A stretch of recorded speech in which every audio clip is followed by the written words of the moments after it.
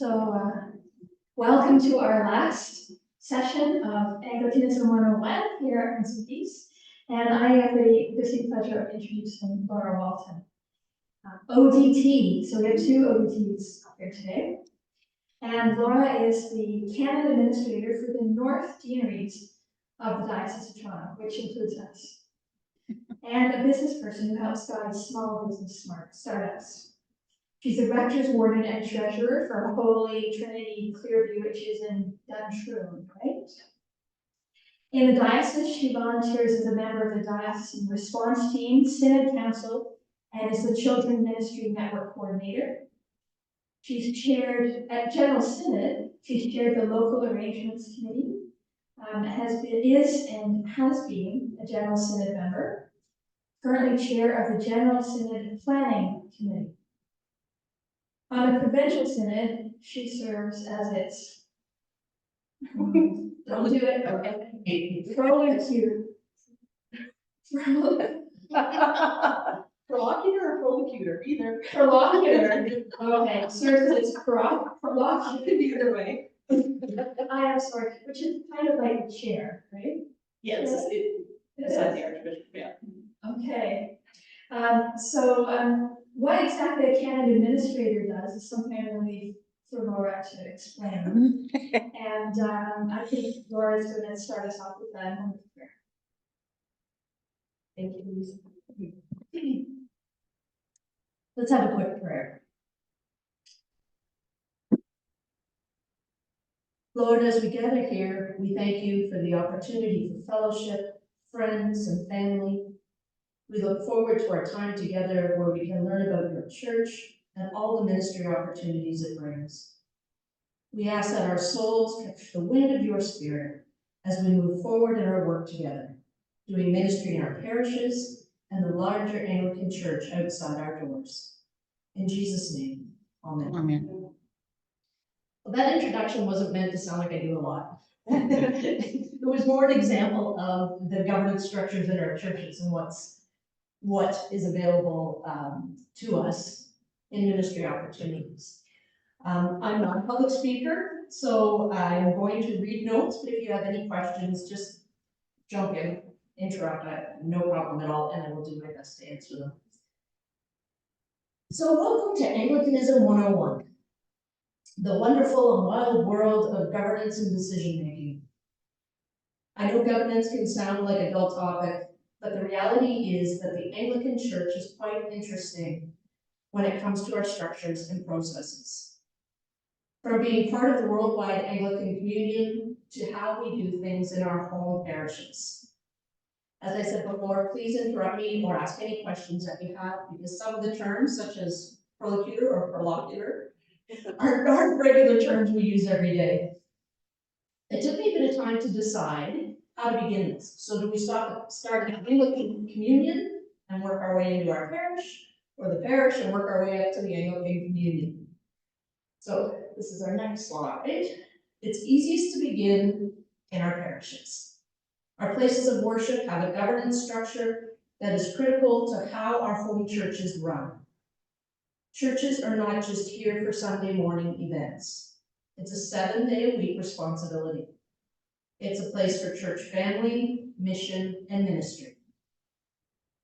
No matter what size an Anglican church is, whether it's Holy Trinity Clearview at 15 people, or Redeemer Bloor Street, St. Paul's, running into the hundreds at points, they all run under the same governance structure. For it to exist as a parish, it must have 2 wardens. The clergy person, or an administrator in some cases, and wardens make up what is called the corporation. The wardens are responsible for the buildings and ground maintenance, finances, volunteers, staffing, safe church, and screening, just to name some of the things on their plate. They don't have to be the ones that do all these things, but they are responsible for making sure that they're being attended to. It's their signatures on the year-end parochial returns and the screening verifications, and they're responsible for making sure the parish is a safe place for all. Under the wardens are the deputy wardens, the treasurer, vestry, advisory board, and church groups. There has to be a people's warden and a rector's warden, one elected, one appointed. They take care of the temporal things in the parish. They act together, not separately. Parishes can have deputy wardens as well, but they don't carry the legal status that wardens do. Being a warden is not a small responsibility, as some of you will know. They are legally responsible for matters of the church, including the books and the safety of parishioners. This is why it's so important to maintain buildings, care for the surroundings, follow diocesan policies, and make sure all high-risk positions in the church are trained for, have done their misconduct training, and their police checks. The cleric of the parish works with the wardens in the day-to-day ministry. More importantly, they oversee the matters of worship. The cleric has final say on how the liturgy is conducted. Services, hymns, bells, incense, morning prayer, or Eucharist. They prepare people for baptism, confirmation, and marriage, as well as conducting funerals and other special services. So those times when advisory board gets in the snip because somebody wants to use incense, the priest has the last say on them. It can be advised, but the priest is in control of the liturgy. Advising the cleric and the wardens is your vestry, which you're having on the 18th. Soon to be. It's the church body that meets annually to review financials, name the auditors, talk about outreach, support the councils of the parish, and offer their viewpoints when required. They have the power to elect wardens and lay reps to the diocesan synod. An advisory board can also meet to support the corporation. There's no set time for advisory boards to meet, so that can be decided between the cleric and the wardens, whether you want to do it monthly, bi-monthly, quarterly. But either way, it's an advisory board, and they're to give advice. The structure of our parishes are changing, as you know, in this parish. While in the past, there was usually one clergy for one parish, this is no longer the case. The church is now in a time where there is a clergy shortage, especially if you're north of Highway 7. Many areas do not have one cleric for one parish, but we're finding ways to share clergy, deacons, lay readers, and programming, which is a great way to do ministry as things change. Some parishes are blessed to have deacons as part of these teams, and these deacons not only support the cleric, but offer their gifts of service and outreach. Regionalization, like this one, is more than a multi-point. It's a team ministry.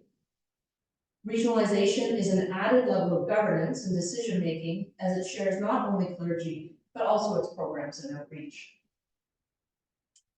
Beyond our parishes are what we call the deanery. This is a governance structure that has been come and gone. It's come in waves. It's coming back again. So we had deanery councils at one point that most no longer function, but now we're coming back to the deaneries. The deanery is a group of parishes that are in the same area. It's bigger than your regionalization group, but smaller than the diocese. The South Georgian Bay regionalization is part of the Wasaga deanery. The clergy of the deaneries meet as a group called clericus. And this is important because it not only offers peer support, but it's a way to share ministry ideas, talk through area issues, and they are coordinated by the regional dean, who's Susan Snell in this area, who can often help with those basic issues. The deanery is then part of what we now call the archdeaconry. We're in the North Territory, which is the purple at the bottom. We're the biggest, we're the most spread out, we do the most travel. So we go right up to the corner up by Bancroft, not quite, but you can see underneath where we go, Collingwood is the far corner for one of them. And we kind of sneak around as well, so that's where we are now. This group of parishes is The North Territory, or the Archdeaconry, they haven't really settled on a name yet. This is where I oversee this on behalf of Bishop Priscilla and Bishop Andrew. The diocese has 5 archdeaconries, led by an archdeacon.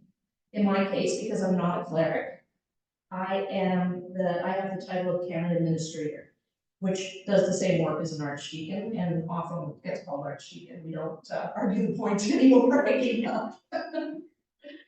The diocese used to have 4 episcopal areas when we were in York Simcoe.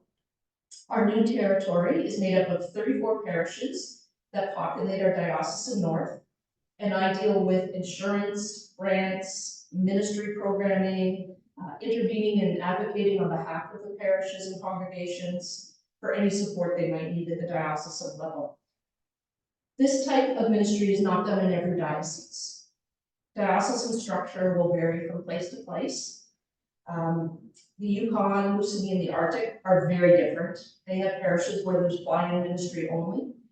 There are ice roads, so the clerics are flying in.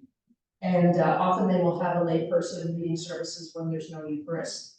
So that until Zoom, there weren't in-person deanery and clericus meetings regularly in the far north. The structure depends on local needs and responsibilities and gifts. The diocesan structure, excuse me, is the next thing we'll talk about. The Diocese of Toronto was founded in 1839 and is the largest diocese in the Anglican Church of Canada in both its population and membership.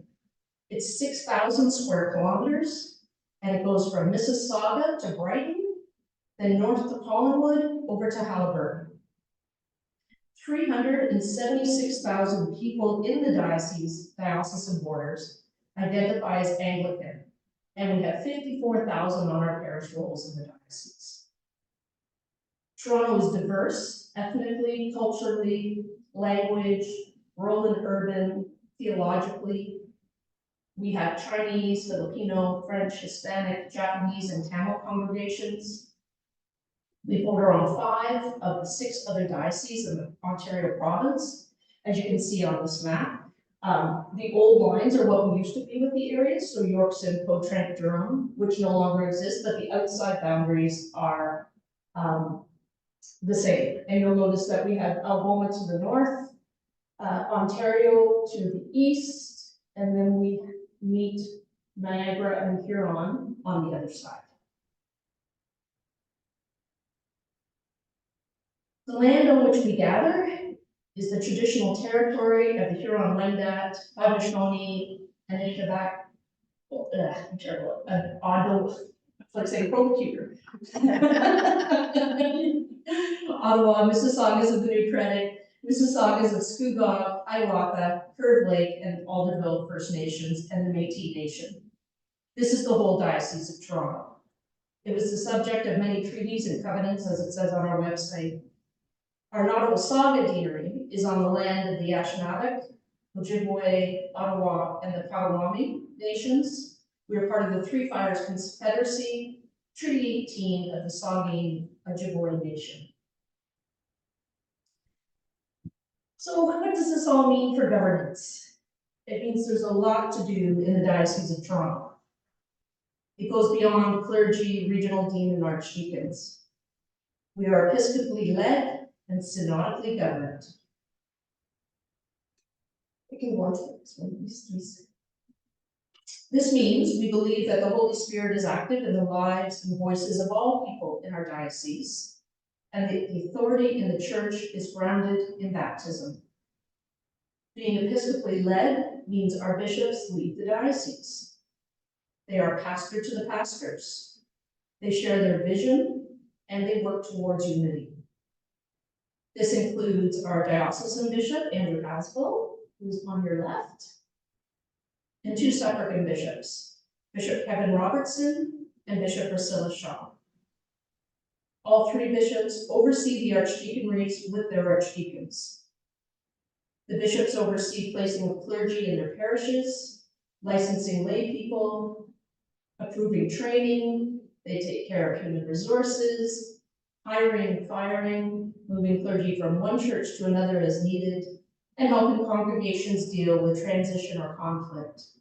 They also can help you with fundraising, providing a vision, and creating an overall picture of congregational health and helping lead discernment across the spectrum of the church. On our next slide, we're going to talk about our synod. I don't know if you probably can't see that, but it'll give you an idea of kind of how it works down at the diocese. Although we're episcopally led, we are also synodically governed, meaning that decisions for the wider diocesan church are based on what we call synod, a sort of church parliament of clergy and elected lay people. Those are the representatives that you send to synod every 2 years, or 1 year, depending on what's going on in the diocese. It's supposed to be every 2 years.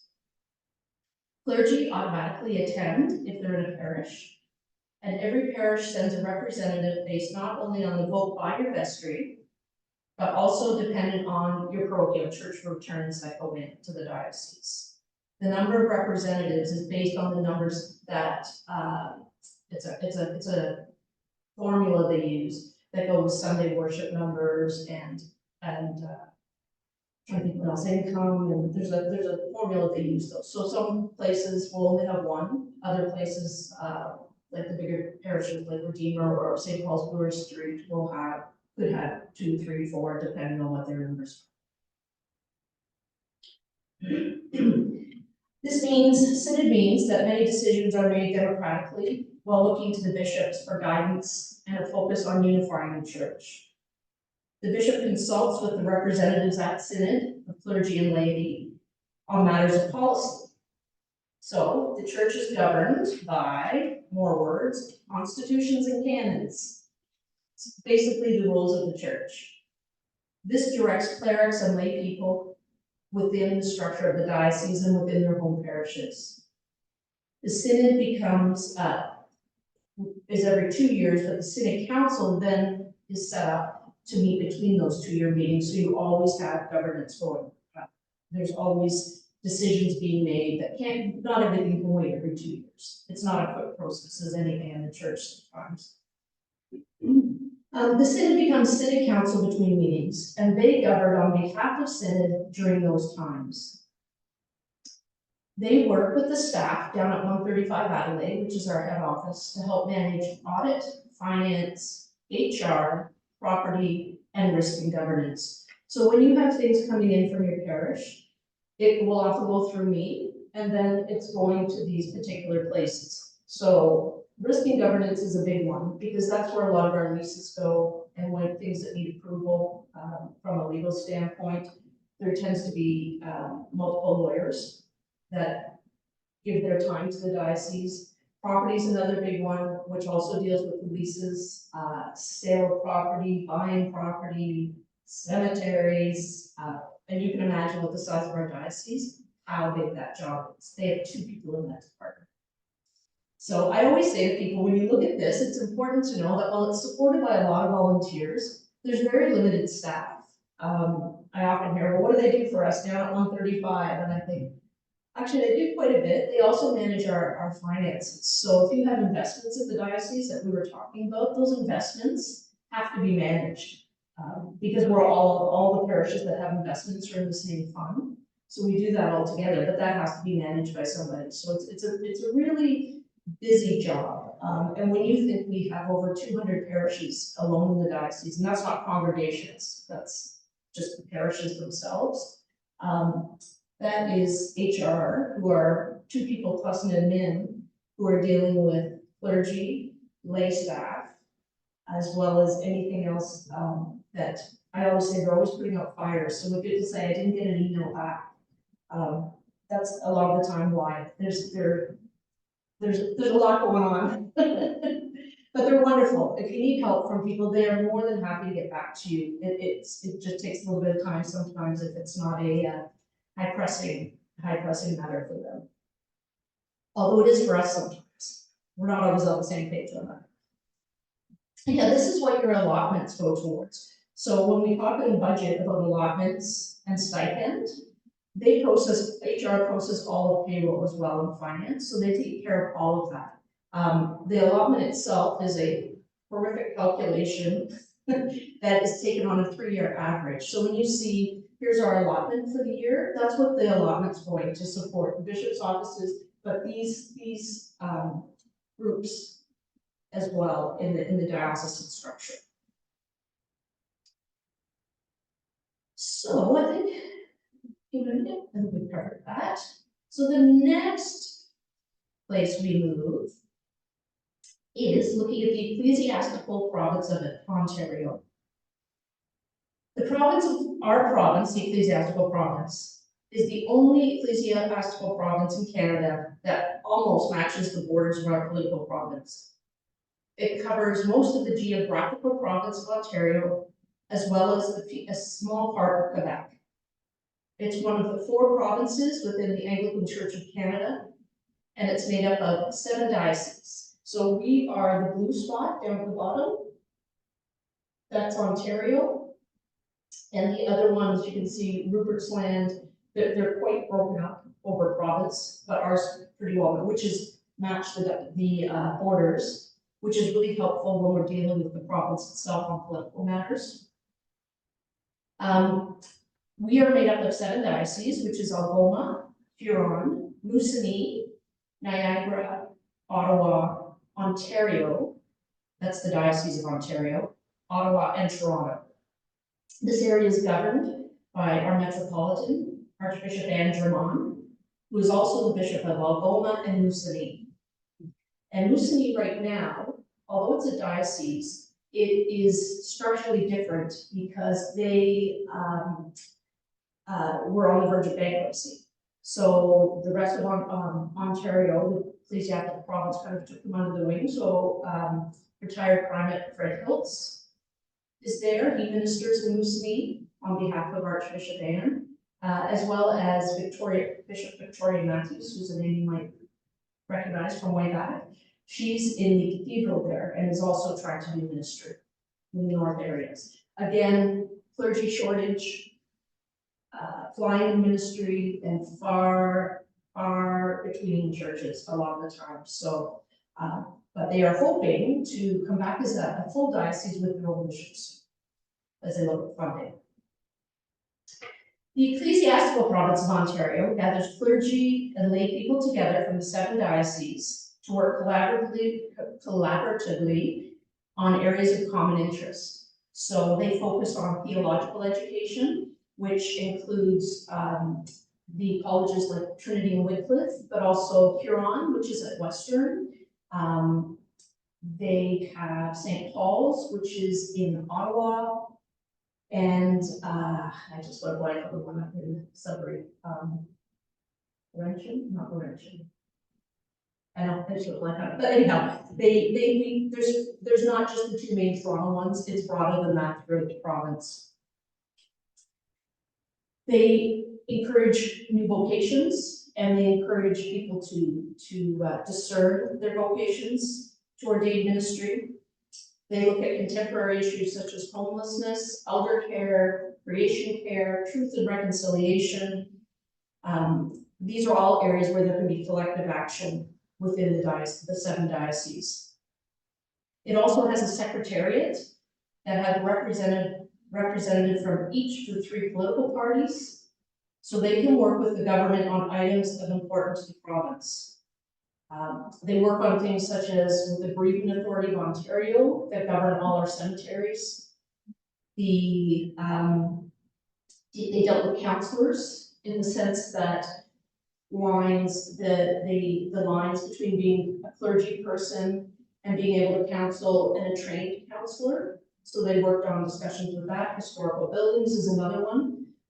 As we know, once you're designated a historical building, it has the pros and cons of that. So this secretariat works with the political parties and whichever party is in power to make sure that the church voice is heard. Cemeteries obviously affect us greatly. So if our voice isn't heard and it's just a sweep of the hand, here's what you're going to do, that doesn't always work well. So we have a voice from the provincial level of the church that will work on those issues. The historical buildings is another one. because that doesn't just pertain to churches, it's houses, it's arts buildings, it's pubs, it's, you know, it's anything like that.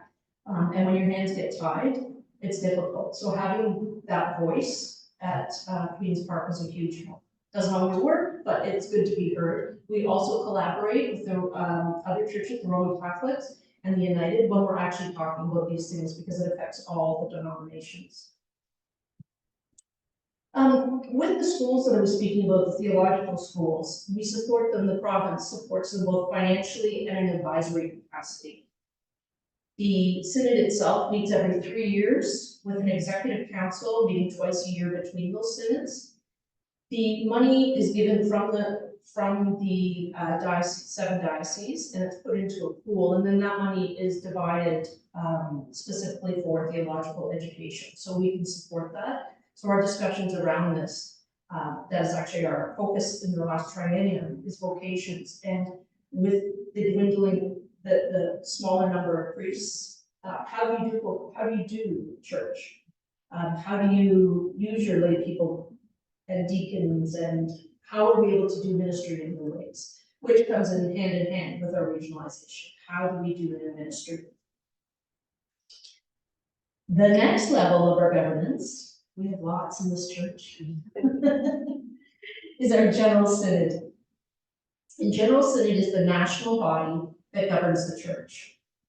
It's led by our primate, Archbishop Linda Nichols.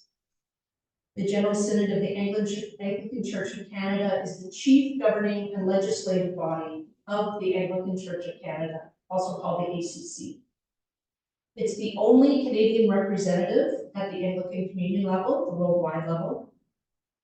The first General Synod session was held in Toronto in 1893, with the condition that the General Synod's level of authority would not undermine the independence of the local diocese. An example of this is seen in that if Archbishop Linda wished to come here and preach, or you invited her, that invitation does not just have to go to Reverend Louise, it has to go to Bishop Andrew. He has to grant permission for the primate to preach in the diocese. So there is no diocesan oversight by the primate. And very little that can be controlled in the way of our canons and constitutions. Well, the primate does work with the metropolitans, which are the 4 provinces we talked about. You can see how this all overlaps. She doesn't work with, she will at the National House, when the National House of Bishop meets, and all the national bishops come in from all over. There's talks, but again, there's no power over that. But she can, she often discusses things with the metropolitans that then filter down into the provinces. The primate also works with our military ordinariate, and they are our military chaplains. They minister to both our troops and their families, both home and overseas, and play a really important role in things, which is why they are included in our synods and our General Synod meetings. They are always part of those conversations. General Synod is responsible for articulating or talking about and setting parameters around doctrine, discipline, and worship in the Anglican Church of Canada. That meeting, the General Synod meeting, meets every 3 years, so members can exchange information, set policy, pass resolutions, and enact and amend canon law that they have at that national level. There are 22 canons that they deal with specifically at that level of church. It can go from the basics of naming the Canadian Church and what they want to go by, to ones that talk about matrimony and holy orders, to judicial disciplinary proceedings.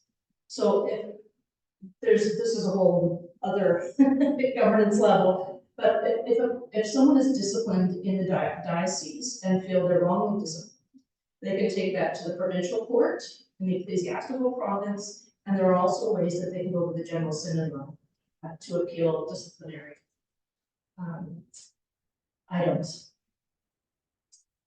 We also work to build ties with the ELCIC, which is the Evangelical Lutheran Church in Canada, and now the Moravian Church, which is very limited. It tends to be more out west. But at the last General Synod, they passed that we would be, they passed a motion that we would be in full communion with those. So it really is a perfect example. We had two pastors there from the Lutheran Church that were in Anglican parishes. They became blended parishes with the Lutheran Church. And they can go by either the Lutheran books or RBAS and UCP. The National Church also works alongside and with our National Indigenous Bishop, Archbishop Chris Harper. The Sacred Circle, which he leads, is working towards a self-determining national Indigenous Anglican Church in Canada. And the last General Synod, that moved significantly forward with the passing of 2 motions that would enable that to happen. Not by us, by their Sacred Circle. Those motions were moved. All right, we'll breathe a sigh of relief. We're down to our last level of the Anglican Church. This is the worldwide Anglican Communion. This is the body of the Anglican Church that is a religious body of national, independent, and autonomous churches that are around the world. And they adhere to the teachings of Anglicanism and are based in the Church of England. So that shows you each color is where our churches are based, an Anglican church. It doesn't always go by that. As you can see, the Episcopal Church is in the States, and Anglican Church in Canada. We are in 154 countries, I think, as an Anglican church. Okay, so can I ask a question? Yes, please. I grew up in the Anglican Church in India, and I'm not sure. Is that the bluish color that I'm seeing? Is that what it is? I think so, yeah. And I'm just confused, like, my home, we're not even there anymore. Go there.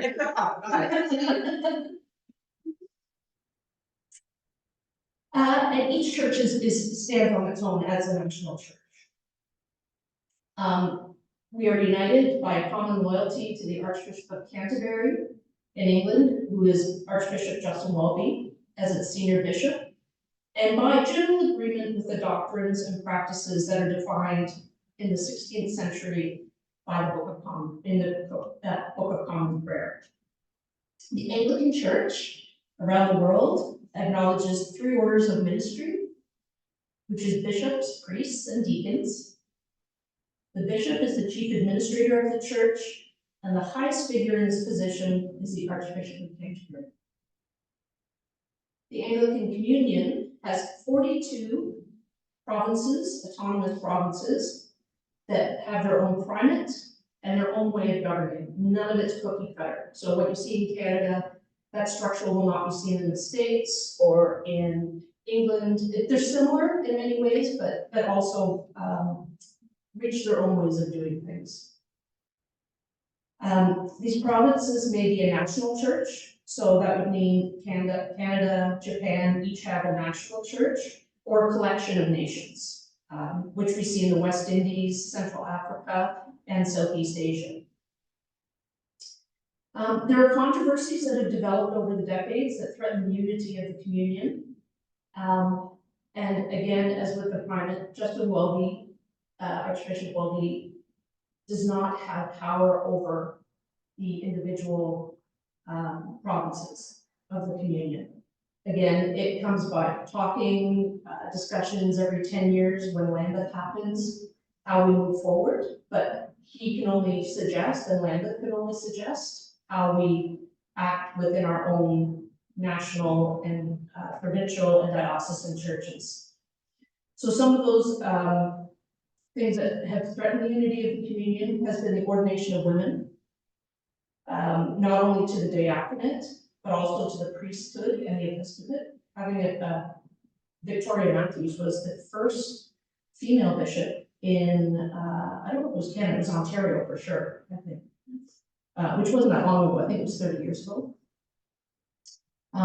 There is more conversation and disunity around same-gender blessings and marriages. But regardless, the communion continues to maintain its bonds.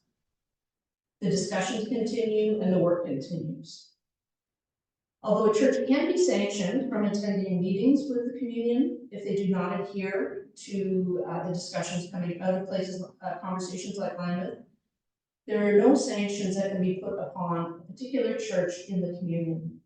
Each national church can set its own canons and constitutions. Well, we've made it. That's the Anglican Church and its governance structure. It's a very high-level overview of it. As I said, you can kind of get into, okay, well, here's the disciplinary, here's the canons, here's the people that deal with all this and their meetings. But like I said, it's just a very complex nature as we move just within the national church itself. But it is something to be proud of and to be pleased about. We are really part of a worldwide family who holds similar beliefs, customs, and stories. We are the current generations who will be part of the Anglican history moving forward as we change and grow and continue our ministry. Thank you. And by the fact that the diocese has so few people, and you tell me there's 2 people in each order, and property or any of those things. All of us who work in the world, not in church, that just boggles my mind. And part of that is we used to have so many staff downtown. And I don't work downtown, I volunteered there for years. But as you know, every time the allotment that pays for that, if you put that up, it goes back on the parishes, and they know the parishes can't always afford to do that. And our allotments in our smaller churches are quite small compared to what some of the bigger churches are paying. But it's one of those things, if there was the money, it'd be great to do it, but there isn't. The budgets just don't allow for it. So is it supplemented by a lot of volunteers, or are they literally doing the jobs within certain confines and the rest of it is picked up somehow? A lot of it's, some of it's done by volunteers, so all those boards that I showed you that were there, they're all staffed by volunteers, so one staff person leads that. Okay. But then it's filled with like canons and constitutions is all business minds and legal minds that are dealing with it, but it's volunteer. They ask people to come on that board and we'll work with them. The children's ministry network coordinator that I've done, I've probably done it for 15 years as a volunteer, which makes it really hard because you just don't have the depth of people to draw from, and we're such a huge diocese. So I'm trying to think about, that's why we went to 3 bishops. There was a huge discussion around having, because we were 5 bishops at one point, and we've gone to 3. And part of that is budgets. How can we use that money better? So bringing on 5 part-time archdeacons to help manage some of the day-to-day things was, you know, kind of hoped to ease that load a little bit. But yeah, it's rethinking things. And you'll find it in the parishes as well. Clergy that are part-time and working other jobs part-time. So you've got bivocational people who are, you know, doing that as well, because parishes, a lot of parishes, especially the small ones, can't afford full-time clergy anymore, and especially senior clergy. And that's, you know, it's just the reality of finances. But it's not a bad thing, so it makes us rethink things. You know, as much as we wish we had more staff or we could do this, that, and the other, it makes us rethink how we're doing things, which is exactly what's happening here in regionalization. It's how you share time, talent, skill, you know, all that kind of thing. And bring people together. You know, we no longer can kind of, when I say it's not like multi-points, because Bateau, Duncan, and Hampton is where Holy Trinity is now. That was one person doing everything, and you each had your 3 congregations separate, and, you know, maybe you do pancake dinner together, or something like that. But now it's about, well, you know, you're hosting this if you wanted for the 3 parishes. All saints will host tonight. But it's coming up with programs and work that you can do together. The food bank in Creemore, if you wanted to go down there. It's just about finding new ways of doing ministry that's not all based within, you know, one particular parish boundary. Has there ever been discussion about splitting the diocese into into two dioceses or maybe taking chunks of it and sharing it? Putting it into a nearby diocese or something just to. No, not that I know of, not any conversation I've been part of. There are times where, over by St. Hampton, Rob Roy did take on, I think went into Niagara. I always forget where that boundary is, Niagara. So, and Maxwell, I think used to be Toronto as well. And that was, but it just made sense because of the distance between things. They were closer to that. But yeah, there's never been talks, there's always been rumblings about changing the deanery boundaries. And the regionalization boundaries are changing things as well now. Wasaga, Stainer being with Barry. So and you know what, some of it will work, some of it won't, and some of it will revert, and so it's, I think with those kind of things, it's trial and error right now, trying to see, how you work all that out. I'm working with a regionalization in Aurelia right now, and I had one parish say, well, that person drives an hour and a half, and I hadn't really, not knowing the area really well, I hadn't thought about clergy coverage in the sense of, oh, that's a lot of mileage. Like you forget in the north how big we are and how long it takes to get somewhere. So it's a learning curve, but no, I've heard nothing about us. If anything, I'm sure there may be a few dioceses that think, hey, you want some of ours?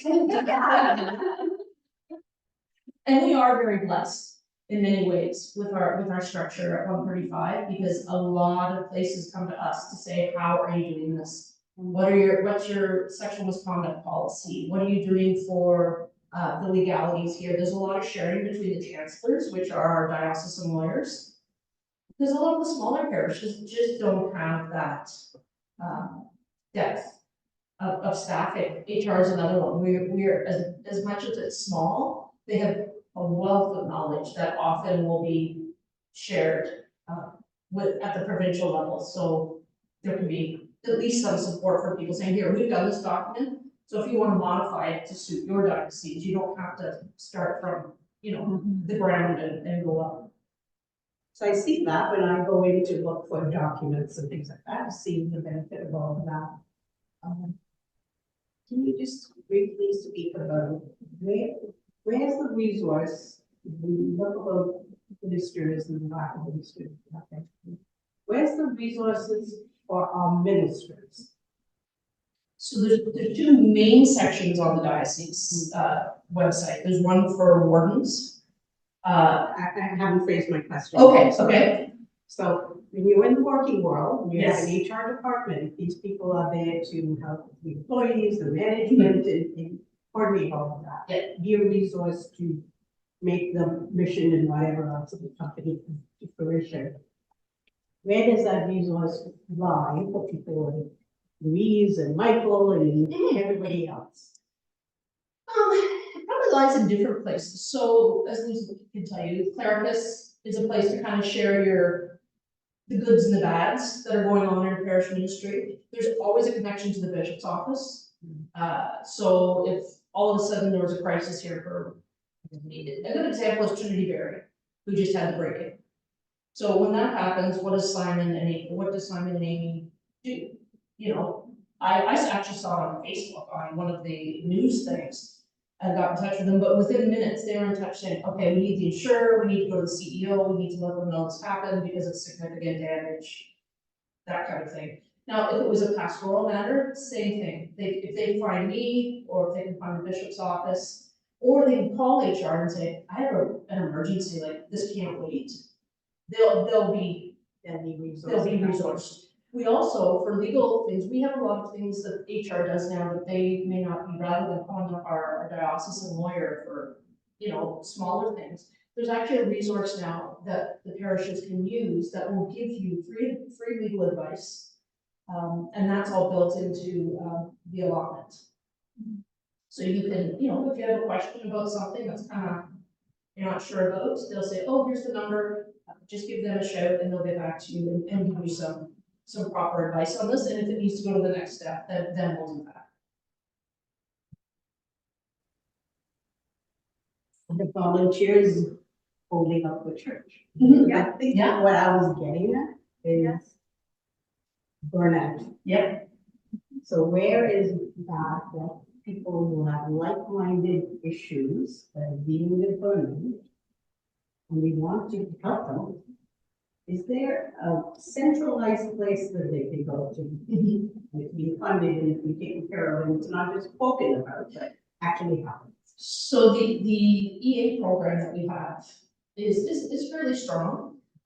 So if you have a clergy in crisis, if you have somebody that, like you said, burnout, there's discussion around short-term leaves, counseling support. If there's something a little more outside those boundaries, we have something called the Bishop's Company. So say, there's an accident and your benefits don't cover, you know, your child gets their teeth knocked out on a bike or something, and your benefits don't cover that. The clergy can go to the Bishop's Company and say, I'm desperate, I really need some help with this, and apply for that. So there's ways to do it, but they have to reach out. We talk a lot at clergy conferences about self-care, because clergy tend to be doers a lot of the time, so it's not a 40-hour week, it's a 60-hour week, and pastoral emergencies, and making sure you cover this, that, and the other. So we do talk a lot about that. I think the last clergy conference we went to, it's always mentioned about clergy self-care and how important that is. But you also need to get the clergy to engage with it. But yes, there are things, if there's something that is really pressing, yes. And there's also, that's why they put these levels in the therapists and things like that, so you can go sit with your colleagues without other people around. Like I'll visit once a year with our therapist, but other than that, that's for the clergy to have their time to talk about what they're struggling with, who they're struggling with, the structures, you know, all that kind of thing, but also share the good things. So it's not all negative. Yes, there is things in place for that, but you have to get the clergy to acknowledge that as well. So if there's a crisis, they need to be able to reach out and say, I need a break, can you get coverage for us? Can you, things like that, which will often run between the regional dean and the Maybe I could add a little bit to that. Yeah.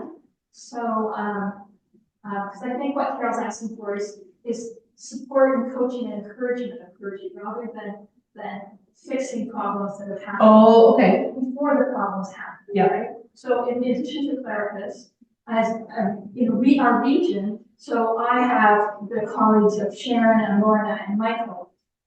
So I get a problem, I call them, depending on what it is. If it's, you know, each of them have different things that they have strengths in.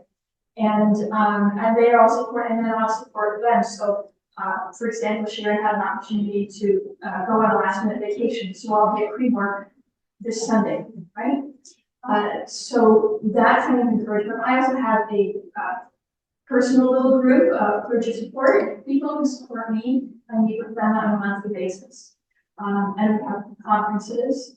But There's also and then we have the momentum training, which is training every month for the first 2 years of your ministry. So I have that regular time. Unfortunately, often I'm Zoom for us here because it's so far off. yeah. But and 2 retreats a year as well as part of it.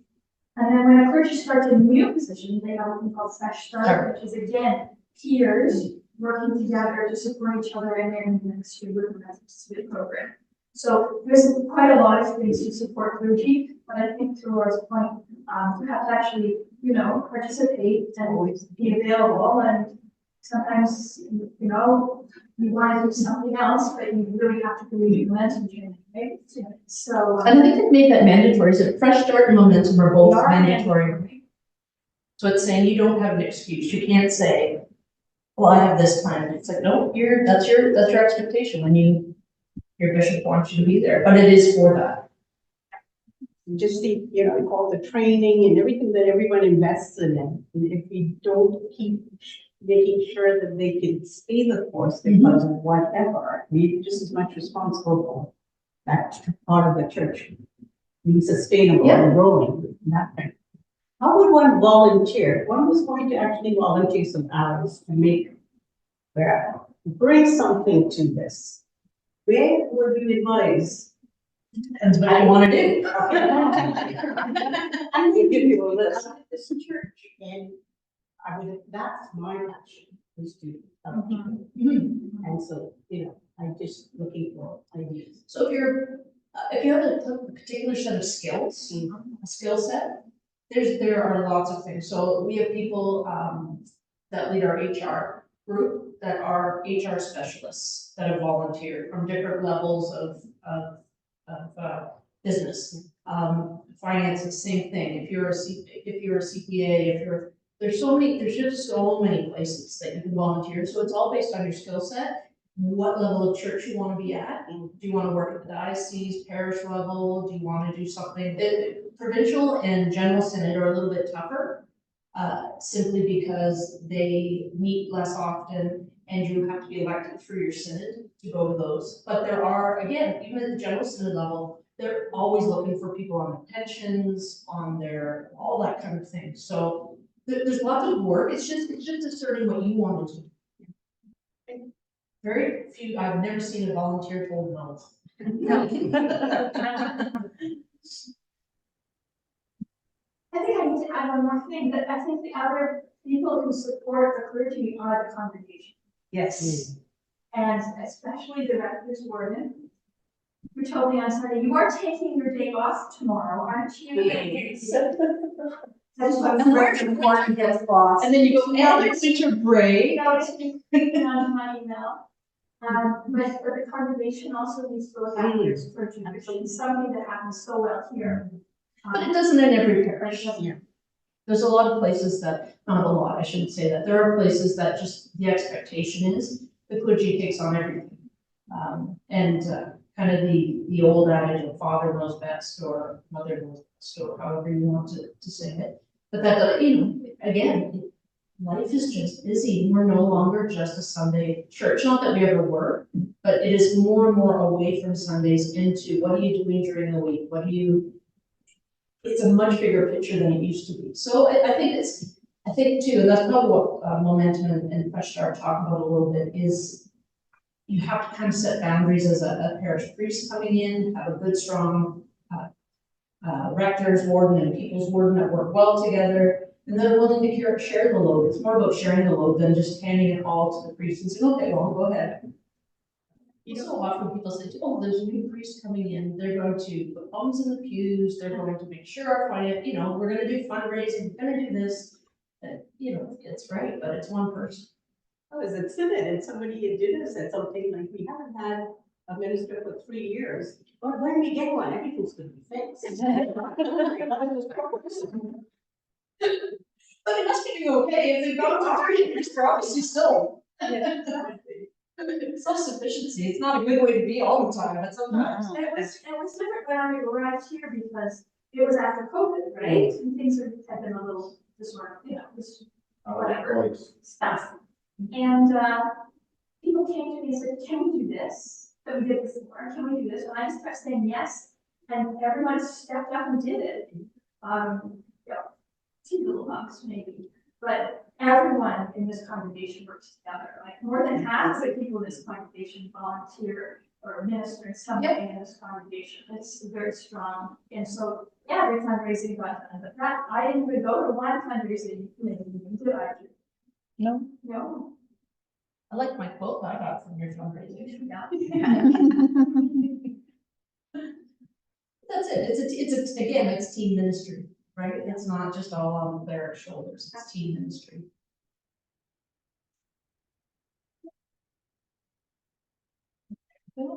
Thank you so much, Laura. Thank you. Thank you.